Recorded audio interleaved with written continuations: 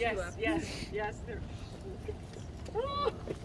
Everybody's standing at attention. Yeah, Amy's here. So, She's the boss. So I'm really excited because you know, we play the French horn and it's like, yeah, you know, it's related to hunting, but you know, and the music is the sounds of the outdoors and the calls and is in our music, and we take it for granted. So I thought it would really be fun to have somebody here that's an actual hunter that actually uses these calls, that actually is from the tradition carried down happy to from the early days. So this is Alasdair and his family. My wife Jill and children Evie and Will. First of all, thank you for having us. We obviously I'm not from around here. I am from across the pond. Just a little history for you. Fairfax County, we're all studying right now. If you all don't know, Lord Fairfax came over prior to 1776. But if you go and look it up in history, Lord Fairfax was a very big fox hunter.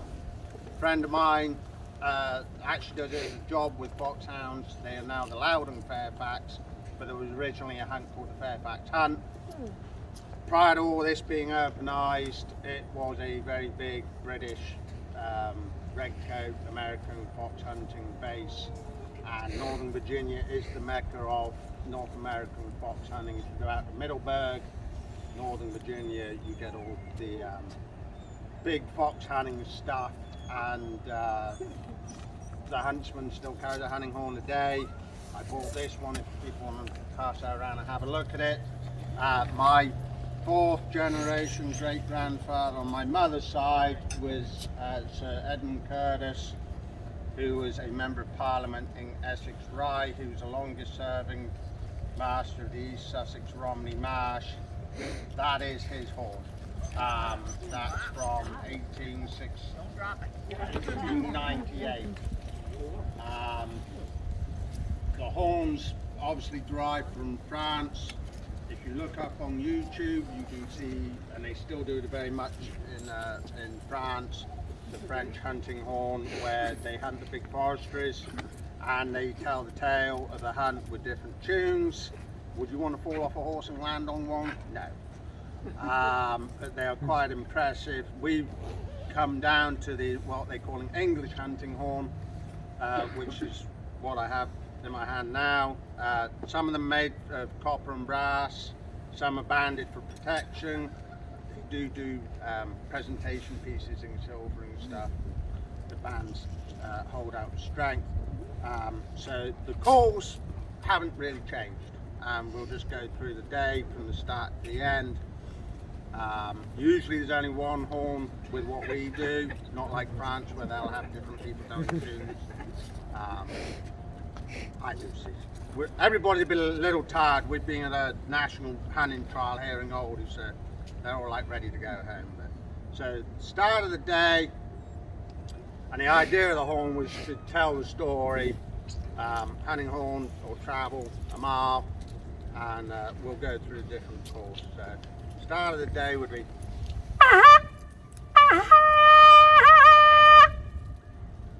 and everyone be gathered, have their stirrup cup and everything else. Hounds would be there, and most people fox hunting, so there's a big group of horses, but there are only a few up front. So there's like follow my leader called a field master, and he would have everybody else behind him while the hounds and the staff go off. In our case, we do rabbit hunting on our feet. I did do the fox hunting thing for 20 years and retired from that. So that was starting the day. So then the hounds go up onto a big farm. We're looking for a rabbit or stuff, and the horn again is there more for people in the field to know, but also for direction for the hounds. Cheers. Her name's Cheers. That's her party trick. So then we go, and then during the day I'd use that for directional control. The hounds go out and there'd be help as we push them back, and it would be, well, that's far enough that way, we're going this way. So then there's the find, and they would have found a rabbit, and they'd be running a rabbit in the wood. We call it running in cover, where they're more in the wood than out in the open, and that would be.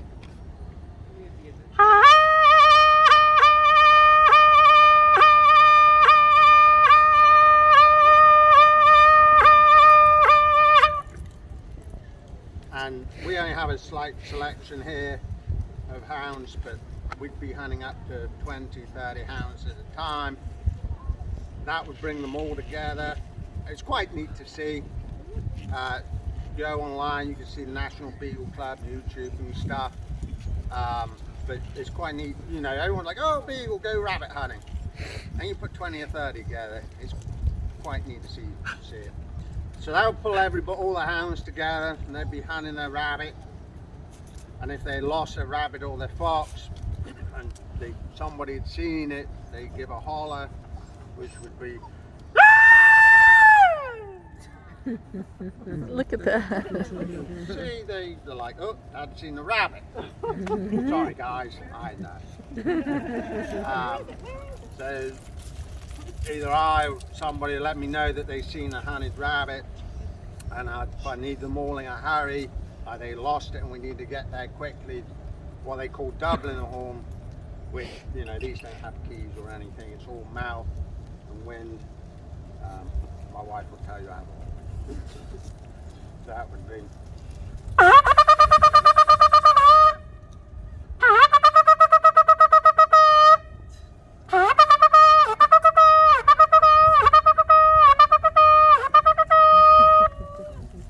Yeah, I know. That would be a signal to the assistants and the hounds. Get your butts over here, your rabbits here, your foxes here, let's rock and roll. So now, say the fox has gone away from the cover and it's rocking and rolling from here back to Oldie, and field master's got everybody on their horses pen up, waiting for the signal, let the hounds get away and the staff, and then it's gone away, which means it's gone from the cover, and that was the signal to the field master to put his hat on his head and ride like Trace to keep up. That would be gone away.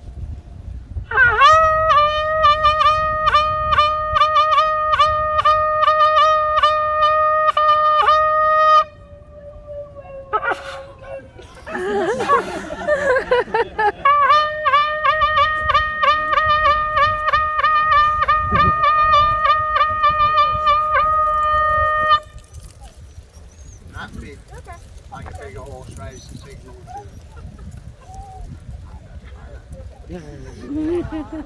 rock and roll. So now they've done their hunt and either lost it or put it to ground in the earth. Hounds are all there, letting the boss man know that their fox is gone to ground, it's called. And that would be, and then the huntsman will signal to everyone to let them know that the hounds have put it to ground.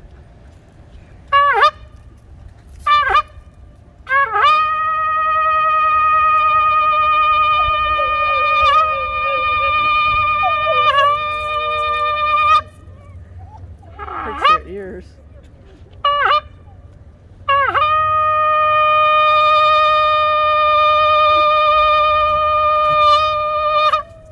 Good girl.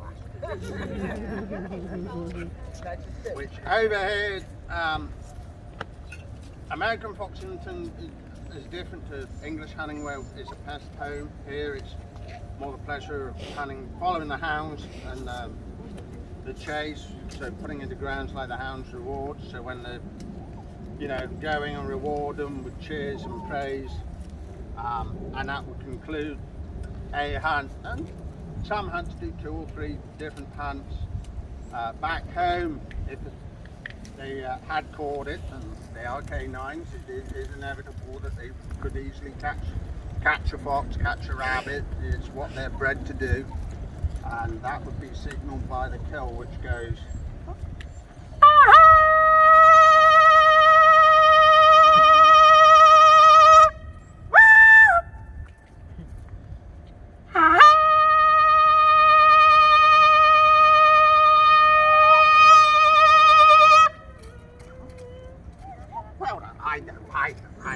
You're making a lot of noise.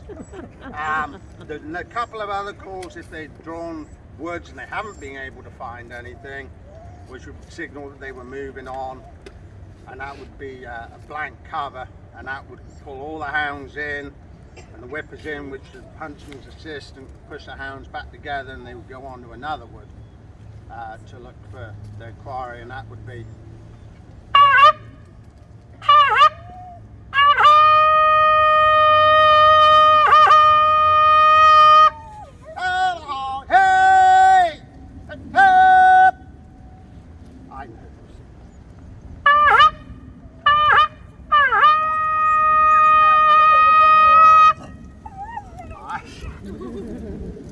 and they pick up, and everybody moved, like seeing in the videos and stuff, moving on. And then some of the larger hunts, Duke of Badminton and stuff, they would have their staff have, what's that show in England? Downton Abbey? Downton Abbey. So America's modernised their uniforms and stuff. The other one's Harry Potter, which will be the one I use because that's where I hunted Beagles back home. When you see Her Majesty walking around and war servants and stuff, a lot of the hunt uniforms come from that time and still do, where ducal family packs.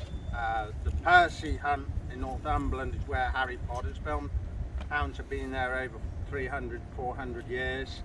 They're known as the Percy hunt because the Duke of Northumberland's family name is Percy. He does still own them. And their uniform, they have a family button on their coat, and then you'll see on the ducal packs, like the Duke of Beaufort, which is Gloucester, and the Percy hunt, where they'll have the footman 6 buttons on the back, and that designates that they're a ducal pack. I can assure you they hurt when you sit on them on a horse, those bottom buttons, but that's very much the traditional where the uniform comes from. And the stock tie and the waistcoat and the buttons is ducal families, old families had packs of hounds, and the uniform comes from there and stuff. So those are mainly the calls. So those packs would have their staff ride a second. They call it a second horse for the day because it will keep the staff with a fresh horse. So they'd actually, after like 2-3 hours, change horses. And they'd have a call for the second horseman, and they would actually bring the fresh horses in, and they would change out horses. So that would be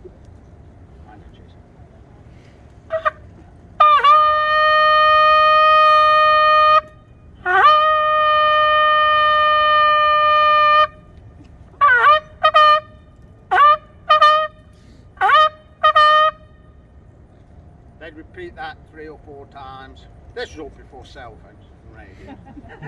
And they'd be somewhere around, and there'd be a break while they wait for those people to bring up the horses, and they'd change horses, and they would go back, and then so they've done 2-3 hunts and call for going home.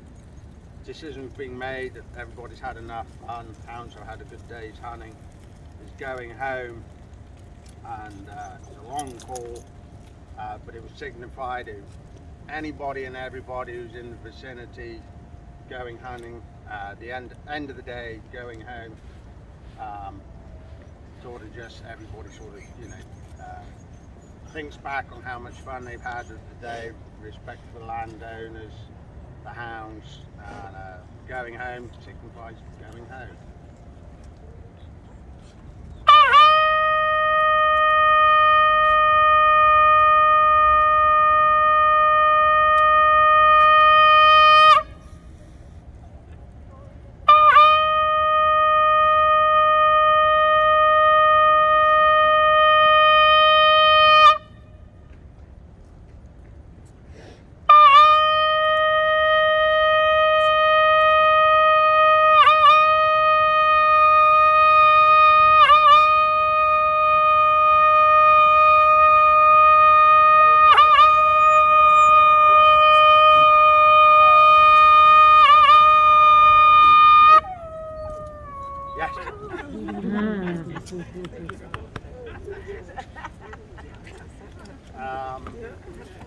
We do have national horn blowing competitions. We have several hound shows that we do in the summer, which ours predominantly is Philadelphia. There's a big hunt up there, and they have over 1,000 hounds there on a weekend. Probably, I don't know, 100 different clubs, Beagles, foxhounds and stuff. And we have national horn blowing competition there. And then the foxhounds actually nearby Malvern Park Memorial Day weekend. They do a show just predominantly foxhounds there. You go up to the house at Malvern Park in the Boxwood Hedges on the Sunday, isn't it? The Sunday Memorial weekend, you will see Virginia Foxhound Show and stuff. And they do competitions there. We've just come from National Beagle Trials. Last year we won everything. This year we won with this hound here. Right. Confirmation show. And our pack's been going 53 years. Mr. Farber, who started them, was a Foreign Service officer in the diplomatic service. He actually imported lines over the years from Britain. Before he met myself, he kind of met my father 15 years before I met him. It's quite neat. The horns, America, I meant to bring one with me, I didn't. America used to use, and some people still use, the cow horn from the musket shooting and stuff. It actually does blow a very harmonious note. It's more, we use one at the National Beagle Club for signifying the change of packs, because being a competition, you're getting a lot of time slot and you have to change clubs out. So we signify it with that. Some hunts you'll see do have the cow horn on, some have these on, depending on their badge design and stuff. But yeah, if anybody didn't know about it, you can look up MFHA, National Beagle Club, Middletown Valley Beagles. We do the dress up thing, high days, holidays, competitions. We don't shoot, we're a non-shooting sport. When people hear rabbit hunting, beagling in America, they automatically think we're shooting. We don't. It's all about the hounds, the hound work, coming out, having a good time. We get a lot more land open to us with not shooting. It's more people walking around, enjoying their families, friends in the outdoors, and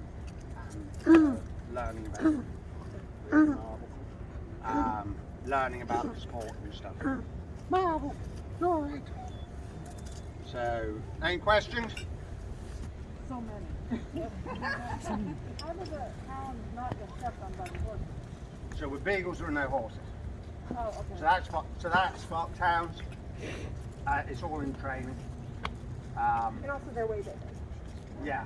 So a foxhound will be 22 inches to the shoulder. And they keep the majority of the horses back out of the hound's way. They'll only be like me with a horn. That guy, maybe 2 or 3 others actually up. And my old horse, he'd stand there, the hounds would do whatever. They keep the majority big group back out of the way. It's actually quite favorable if your horse does not step or kick hounds. It's a big no-no. Yeah, that's like a... Yeah. You were doing in your videos, you do calls with your mouth, so that's when you don't get the same calls when you do with the horn. Yeah. Can you demonstrate that? Because that was really neat. I don't know. You're just good well, gone away, yeah. So, yeah. Without the horn. Oh, without it? Yeah, without the horn. You did it with your voice. No, I think you misunderstood so he doesn't mimic the hound, the horn. No. It's voice calls. It's just cheering them on. Right, but Yeah, you yeah. do some on the video. Okay. Oh, okay, yeah. So, oh, hey. So it sounds like a horn. I guess it does. I grew up doing this amateurly and then professionally, and when you do it for a bit. They're addicted. Beagles are very addicted. How many are in the pack? So we have 20 beagles at the moment in the pack.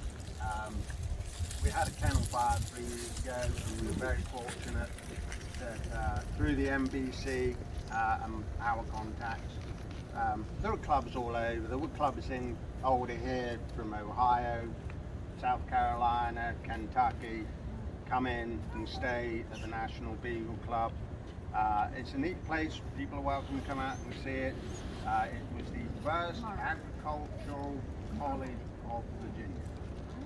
That's the Institute Farm, Oldie. If you look it up, there's 3 different tiers of how it's organized. It was a camp. Institute Farm, Oldie. Google it, you'll find out. It's a 550-acre property at Oldie. It's privately owned. But we do fun stuff. We do an event, Pounds for Heroes, which raises money for wounded warriors and street first responders and armed force veterans, PTSD and stuff.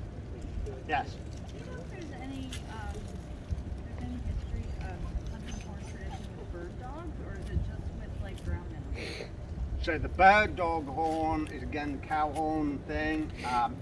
You will see old pictures of the people with the horn. Again, it was more the signal, a little bit like our beagling, fox hunting. I think with the bird dogs, like if you go out to a trial now, it's more the start and stop. That comes from more the pheasant shooting and shooting back home, where when it was driven bird shooting, they'd have a line of guns, 2 woods away, and they would be driving the birds to them. The gamekeeper, ground manager of the birds on the ground, he would blow that to signify for the line of beaters to start beating the bush to push the birds up for the guns. But that was more a start and stop safety thing, like one blast, the line of beat again before radios and stuff. The line of beaters start beating, and then before they get in range of the guns, we get somebody not totally safe. He would blow again to stop. They call it a drive. So yeah, you have 300-400 yards, and they maybe a quarter of a mile, but they would flush the birds, and it would be again a source of signal what was going on. So that's where that comes from.